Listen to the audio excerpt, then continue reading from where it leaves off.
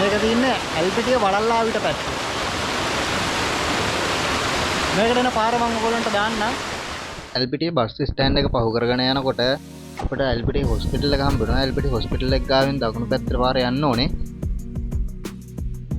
ඒ පාරේ දිගටම යනකොට සාමාන්‍යයෙන් කිලෝමීටරයක් දෙකක් විතර යනකොට අපිට ආයි වම් පැත්තට පාරක් හම්බ වෙනවා. ඒ පාරේ හැරිලා ආයි කිලෝමීටර දෙකක් විතර වගේ යනකොට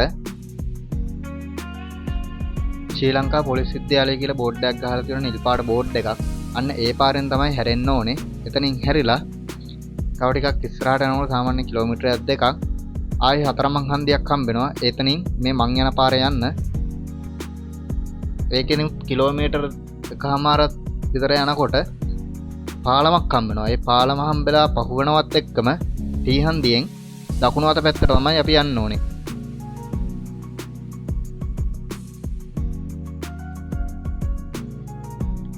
ඒ පාර දිගෙත් කිලෝමීටර් දෙකක් විතර වගේ එහාට ගියාම වම් අත පැත්තට තියෙනවා ලොකු කන්දක් එක්ක පාරක්. අන්න ඒ පාර තමයි අපි යන්න ඕනේ.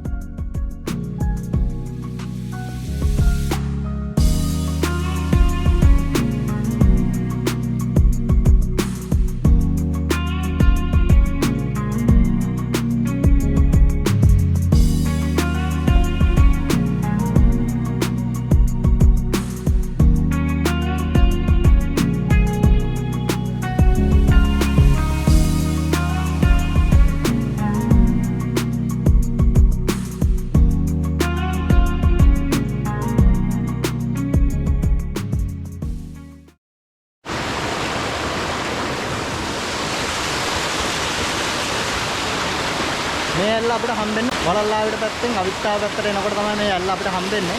මේ ඇල්ල උඩ නාන්න පුළුවන්. ලස්සන ප්ලේස් එකක් තියෙනවා නාන්න පුළුවන්.